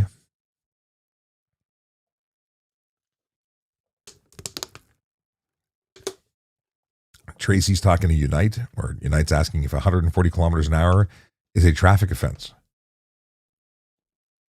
They don't know that. If they didn't know that was an offense, they should not be driving. Turn in your license. The Thursday says, when turning right at an intersection, should they wait for the car in the left before turning? Should they wait for the car in the left lane before turning? When turning right at an intersection, should they wait for the car in the left lane before? I'm not picking up what you're putting down, my friend. I don't understand your question, which is, it happens. Okay. Matt Teliakos. Matt Teliakos. Good name. I don't think I pronounced it right. Is Alberta making their own police force? Do you know? I don't know. Surrey, BC made a police service. I think they created their own. I don't know about Alberta. They have the RCMP, so are they making their own? They have Alberta sheriffs. I don't know more. But I want to. Oh, excuse me. Apparently it's late 10:35. My, oh my. I got up early this morning. I get up early on most mornings. Okay.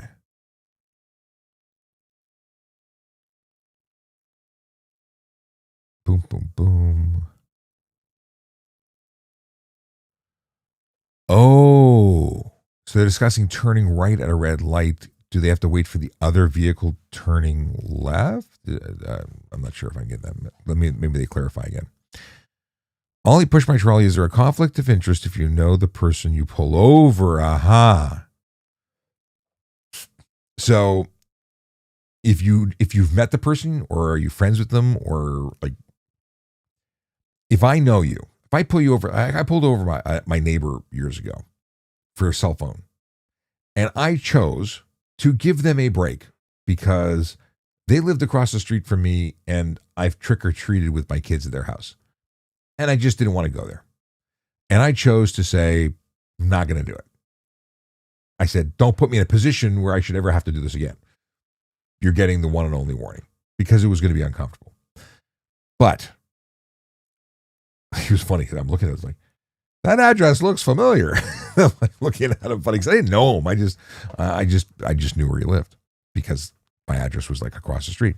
Anyway, if I actually had a personal relationship with somebody, I would disclose that. I would call for a sergeant. I would explain my situation. I would explain my evidence. Like, everything would be questioned at that point, right? And for transparency, I wouldn't let them go. I would still take them into custody if it was an arrestable offense, but I would call a sergeant immediately. And it would all be on camera nowadays with body camera, but I've never been in that situation.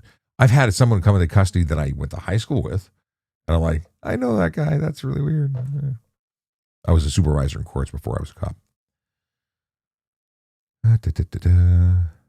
Mr. Steak, what's going on, my friend? Good to see you.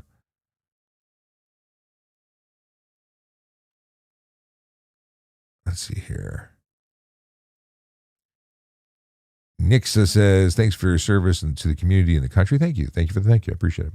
Captain Hack, tell me about rear-facing radar. What would you like to know about rear-facing radar? Moving radar can have an antenna in the front, an antenna in the back. It can measure you coming or going, like approaching or departing from the antenna. What's there to tell you? I'm not sure what you want to hear or what you're looking for in particular. Green Daddy says, did you see the cars launch off the flyover in Kitchener the other day? I didn't see the video, but I saw the packed up ramp. And I'm like, oh, who didn't see that coming? That ramp should have been closed without a question. And for that not to have been writing on the wall saying this is going to happen before it happened, I don't understand. Like, and why hasn't happened? Why has it not happened every year? Who screwed up and didn't do what they were supposed to do? I imagine that it's going to be a hell of a lawsuit. Yeah, it's going to be bad for somebody. When did I retire? I left the police service in August of 2024. Lizzie, you're very welcome. They say thanks for re-answering the beam question. How do you prove you weren't speeding, though? You can't prove that you weren't speeding. You can raise doubt that the information or the reading was yours. You can't say definitively, I was not speeding, because you didn't record it. If you had a dash camera with a radar-enabled unit that actually recorded your speed and you were to hit save and have a recording of you past that section and it said 70 kilometers in a 70, you would have evidence to surrender. You don't have that, I'm assuming, which means that you only have your ability to raise doubt or a reasonable explanation as to how the officer may have also been right, but wrong. Because there's no question in my mind that officer pressed the button on their machine and got a reading that said 100, and they said, that's the car. But it's possible that they didn't do it right. It's possible they had a mistake. All you have to do is raise that doubt with the trier of facts. I have given perfect evidence. In my opinion, I could be wrong. I have given perfect evidence. I pulled that gentleman over. He was driving a car. I saw him holding in his phone or a device in his right hand. He was articulating what looked to be a screen with his right thumb. And when I approached the vehicle, I saw the screen illuminated. And you know what the Justice of the Peace said? The officer gave really great evidence, and I have no doubt that he is correct. And the defendant, who said that they were just looking at their wallet, also gave really good evidence. And I'm going to give the benefit of the doubt to the person with the wallet that happened to be a glowing telephone. You never know what you're going to get. Jimbo says, hey, Sean, I got a ticket for failure to provide a valid license after leaving my license at home. It happens. If you don't surrender a license upon request of an officer, upon demand of an officer, you can get a ticket for it. I thought I was able to bring proof within many hours, but wasn't given the option. You do not have that. That is not the opportunity. You have committed the offense at the moment that you failed to surrender it, because that's where you're supposed to surrender it. You're obligated to have it then and there. Forgetting it home sucks. Sometimes that's a warning, and sometimes it's not. Depends on the officer and how they roll. But it's not. There's no policy of, or it could be a policy, or it could be an individual officer's discretion. But I usually gave that ticket. Now, granted, I usually gave that ticket and then probably didn't give them the 15 over ticket because, I was being nice once in a while. But that depends on who you get. Hey, Sean, why are there cops at intersections with lights that work? Depends what they're there for. I don't know. Maybe it's an escort for a funeral. Maybe they're not always there because the device fails. They might be there helping to move traffic to clear out stuff after a baseball game. Now, very often, like back in the day, I had a key. I unlocked the box. I turned off the lights and I ran the intersection. Tends to be more dangerous to do that more often than not. Now, people are, rather than touching the computers, which can screw up and break. And my buddy Honger and I were stuck in an intersection for hours, and waiting for them from Guild to come and reset the box because I hit the button and I hit it again and I screwed up the box. My fault. I'm sure it's my fault. I was told it was my fault. Don't touch the machine. So it's become the habit and a better plan to support the traffic lights, wait for them to turn red, everyone stops, and then just keep it going beyond that. It's safer, or it's thought to be safer.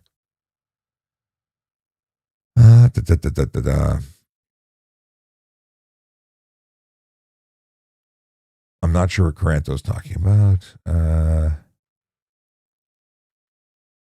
No question. B Pen, thanks very much. There's no question. Just wanted to say I appreciate your work. Thank you. Thank you. Oatsy says, you look familiar. I've been on the internet for like 5 years. You may have seen a video of mine.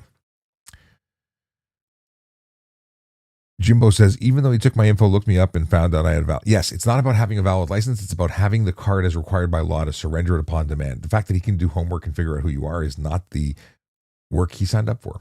It's not the work that he should be wasting on you. You have to have your license. You have to surrender it upon demand, period. B-Pen says, why are you a former cop? Was it your choice? You seem like the lad. We need policing our community. Well, thank you very much, B-Pen. It was my choice. It was a tough choice. It was a choice I had to make for family reasons because my family needed me. And not a day goes by that I don't think about it. But I did the right thing.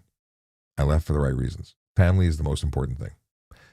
And I get to take my kids to school every day, and I get to pick them up from school every day, and I get to be the dad they need.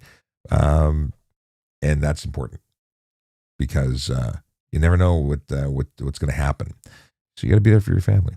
But I was driving 3 hours a day and leaving at the crack of dawn, coming back, and it wasn't working for various reasons. So I did what I did, and I still think it's the right thing.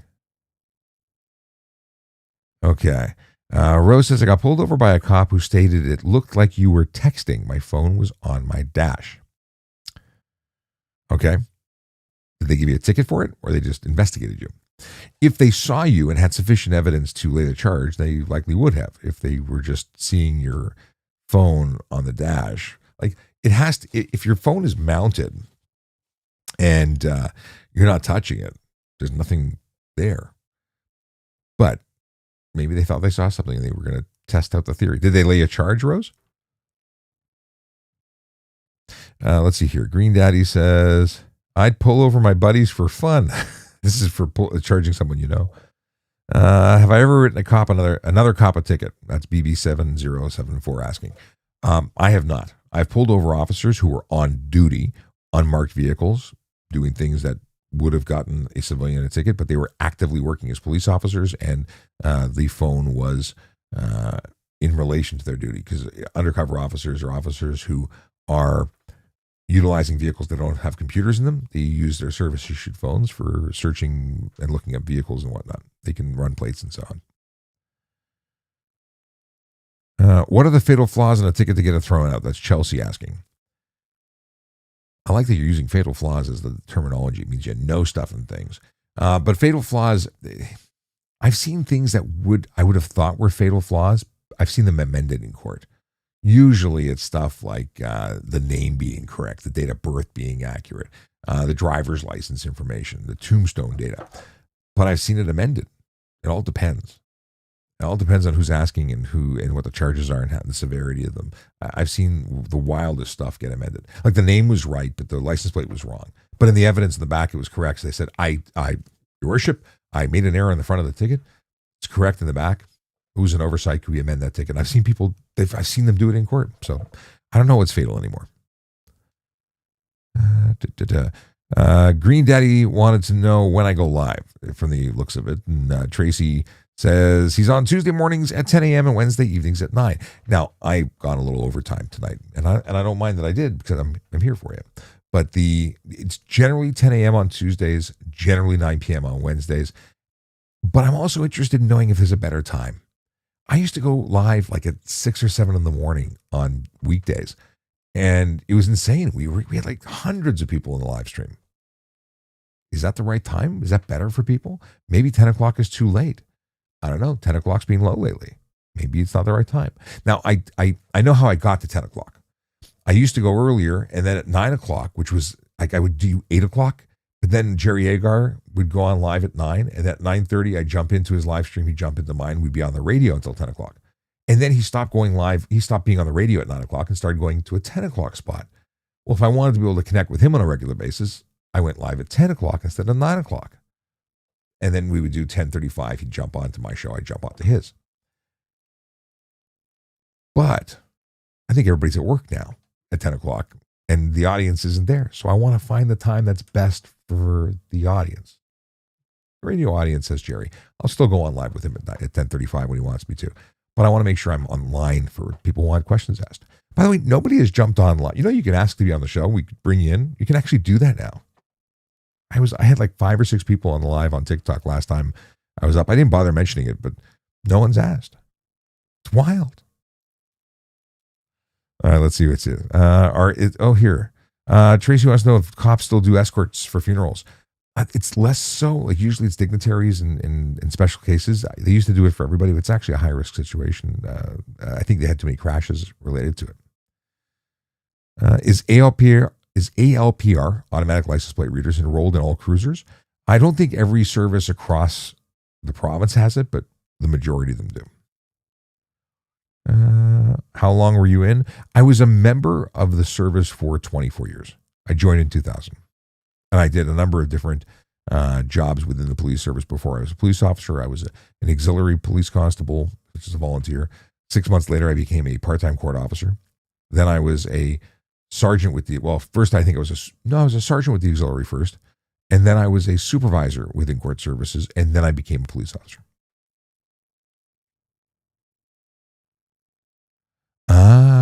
Rose says he investigated her for the phone, realized the phone was mounted, and was confused when I pointed to my phone. Good stuff. Gurpreet says, "Hey, thank you for your service, my guy." Hey, what's going on? I think it was Gurpreet who may have been on the live stream. Was it you? He called me my guy. This is why I think it may have been him. Tracy says, "I don't remember you ever going on at 6 or 7. Maybe it was 8 o'clock then.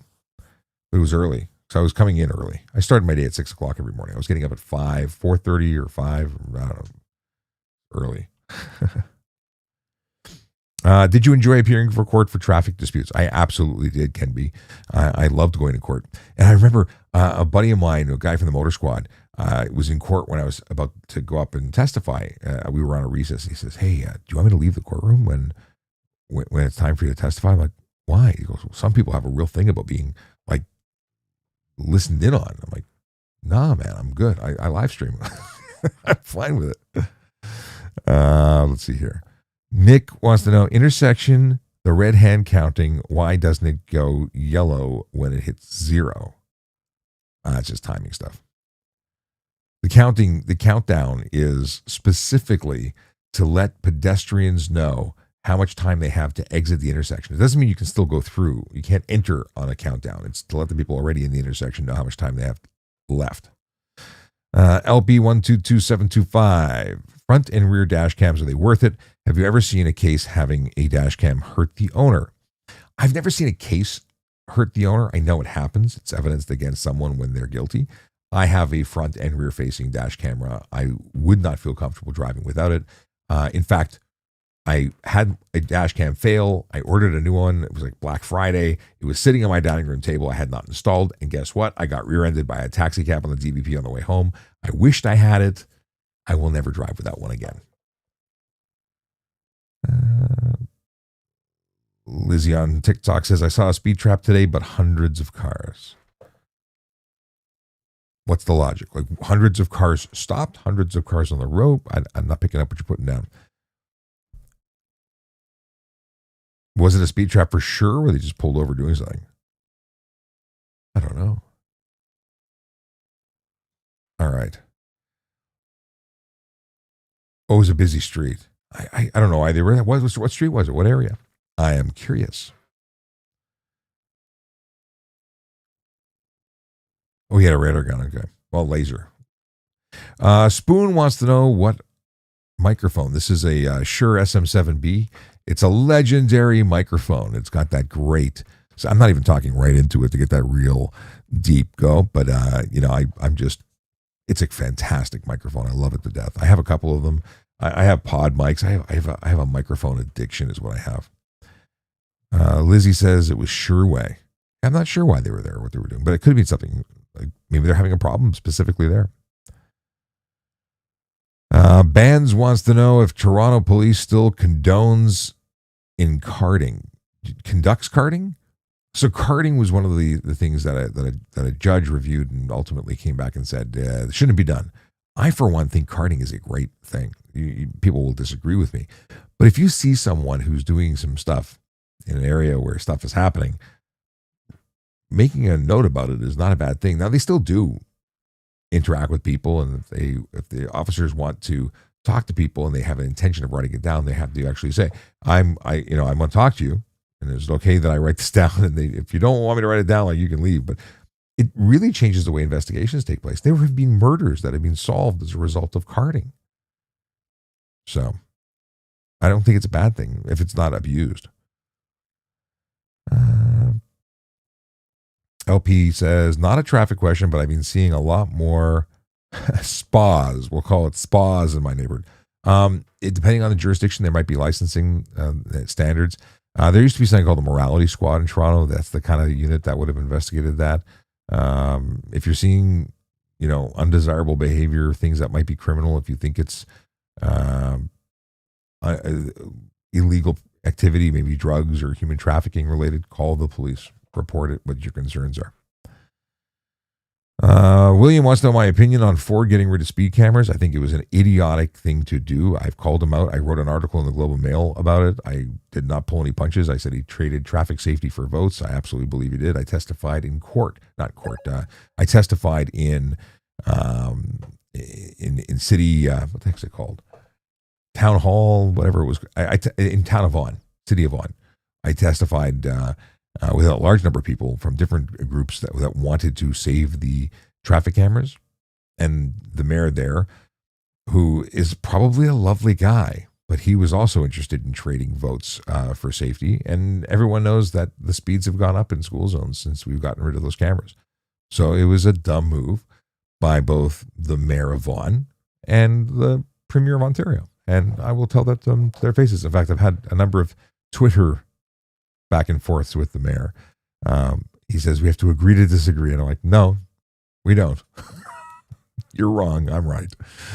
Anyway, what's your favorite patrol vehicle you worked with? I like the Crown Vic the most, mostly because I'm a tall guy. I'm 6'5", and even even with the SUVs, my knee was up against the center console. I didn't like it. It was less comfortable, but I liked getting in it instead of climbing down into the car. My favorite was the Cruiser, and by Cruiser, it's the Harley Davidson Electra Glide. That was my favorite vehicle to run with.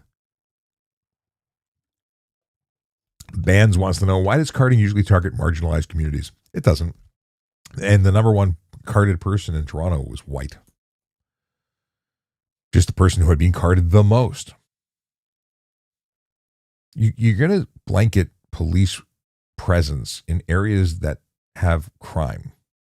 And I don't know what you're saying. When you're saying marginalized, I assume you're trying to suggest it was racially motivated, crime motivated. They send a ticket. Can they send a ticket in the mail as the driver, not the... Oh, so Lizzie, parking tickets can be sent by mail. Red light cameras, previously speed cameras, automated enforcement, that can be sent by mail, but not a ticket. Like if I as an officer were to have seen you doing something, I could positively identify the driver. I believe that it was them who I was going to charge. I could issue a ticket after the fact within 6 months. And you could have another member of service or a service member from another service issue the ticket on your behalf, like serve it. John wants to know if traffic calming works just as well in a place of traffic cameras. I don't think so. There are these traffic pillows, I think they're called, like these mounds. They're not true speed bumps. I've experimented with these. You can go real fast over them. Just saying. I mean, there are things that would do, but okay, let's say we put hardcore speed bumps in. So two things are true. One, they're annoying. I hate them. Why do I have to get punished? Someone who does not speed. Why do I have to go over a speed bump when I could have just gone over or done the speed limit? But because some people like to speed but don't like getting tickets, I have to go over speed bumps. Why? I also like the fact that we're taking money from people. I honestly believe that if you're going to choose to break the law, you don't deserve the money. You're voluntarily contributing to our community, and it does help pay for police service, police officers, programs in the community. The money goes to good places. So now we have some speed humps that don't really slow anybody down. Occasionally, you have enough officers on the road that you can put someone there to help and monitor the area. And you're still going to have people going way too fast, but no money to support the programs. Or I like the money coming in. Tax the people who break the law. What was this? It's Aiden says, well, I was just watching your drive test book video on YouTube a week ago. I just passed my G1. Well, awesome. Glad to hear it. And thank you for bringing up the G1 video. It's a project I started and have not completed, and I need to go back and finish the book. So I was and will be reading the rest of the handbook, the driver's handbook in Ontario. I want to finish that project. It's bugging me that I haven't. My wife is reminding me that I have to do it, which really means I have to do it. But I'm glad that you got your G1. Congratulations. That's not the end of the story. It's the beginning of your experience. Hopefully I have the whole book for you in the next month or so. Yes.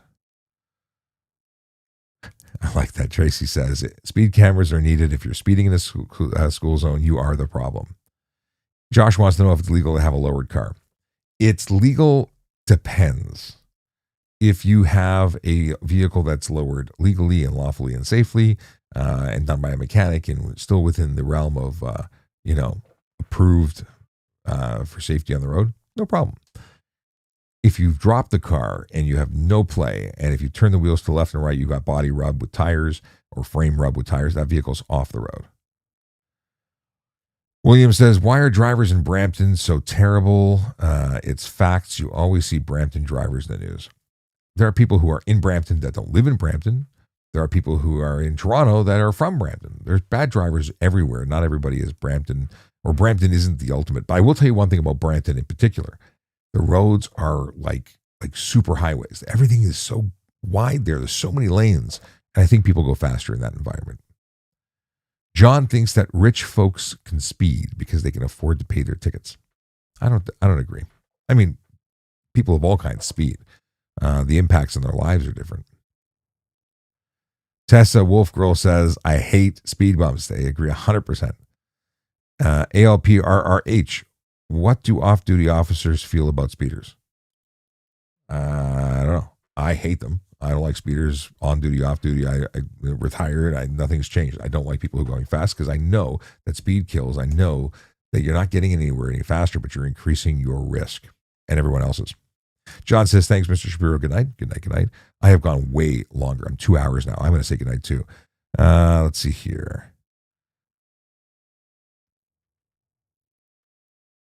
Yes. Okay.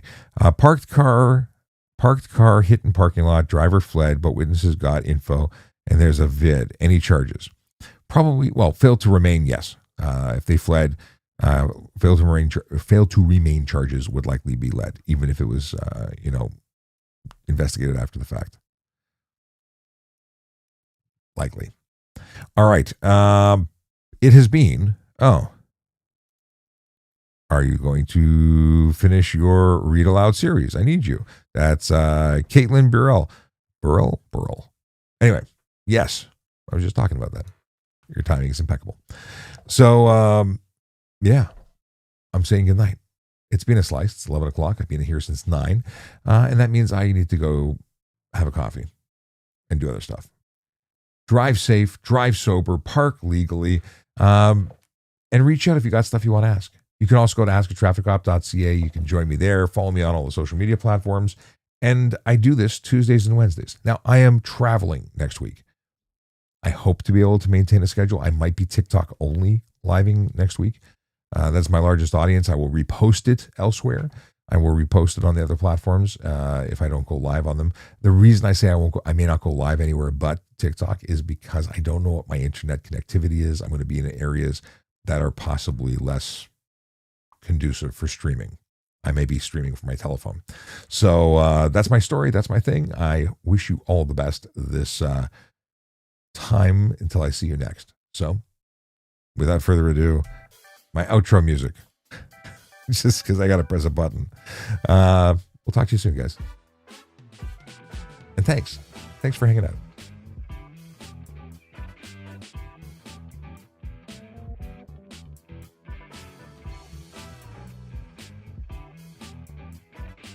See you, Tracy. Thanks for all your help.